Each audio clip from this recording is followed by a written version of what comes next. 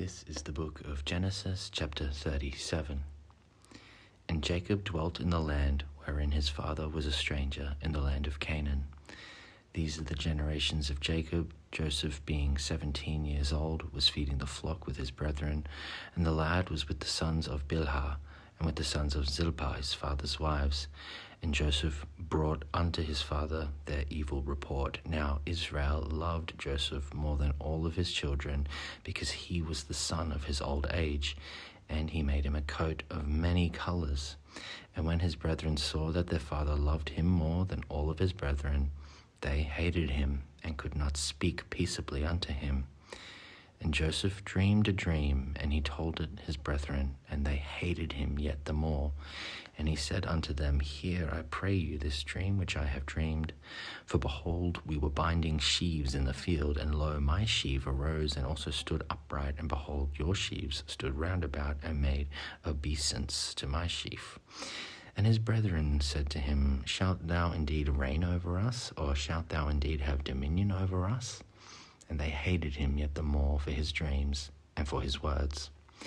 And he dreamed yet another dream, and he told it to his brethren, and said, Behold, I have dreamed a dream more, and behold, the sun and the moon and the 11 stars made obeisance to me. And he told it to his father and to his brethren, and his father rebuked him and said unto him, What is this dream that thou hast dreamed? Shall I and my mother and thy brethren indeed come to bow down ourselves to thee on this earth? And his brethren envied him, but his father observed them, saying, And his brethren went to feed their father's flock in Shechem. And Israel said unto Joseph, Do not thy brethren feed the flock of Shechem? Come, and I will send thee unto them. And he said to him, Here am I. And he said to him, Go, I pray thee, see whether it be well with thy brethren, and well with the flocks, and bring my word again. So he sent him out of the vale of Hebron, and came to Shechem. And a certain man found him, and behold, he was wandering in the field. And the man asked him, saying, What seekest thou? And he said, I seek my brethren. Tell me, I pray thee, where they feed their flocks. And the man said, They are departed hence, for I heard them say, Let us go to Dothan. And Joseph went after his brethren, and found them in Dothan.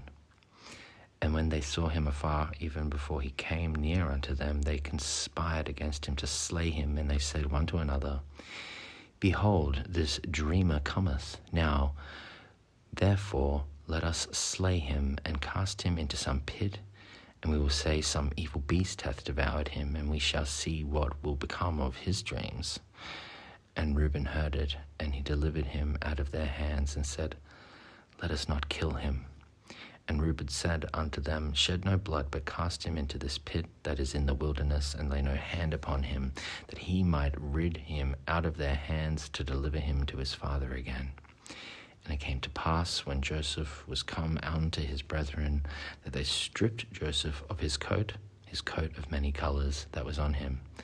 And they took him and cast him into a pit, and the pit was empty. There was no water in it. And they sat down to eat bread, and they lifted up their eyes and looked, and behold, a company of Ishmaelites came from Gilead with their camels, bearing spicery and balm and myrrh, going to carry it down to Egypt.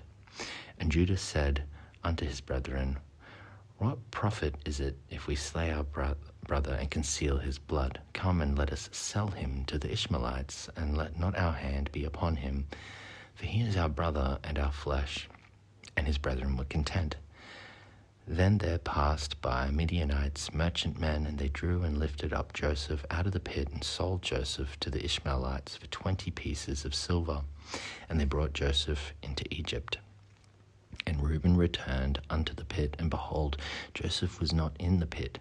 And he rent his clothes, and he returned unto his brethren, and said, The child is not, and whither shall I go? And they took Joseph's coat, and killed a kid of the goats, and dipped the coat in the blood. And they sent the coat of many colors, and they brought it to their father, and said, This have we found. Know now whether it be thy son's coat or no. And he knew it, and said, It is my son's coat. An evil beast hath devoured him. Joseph is without doubt rent into pieces.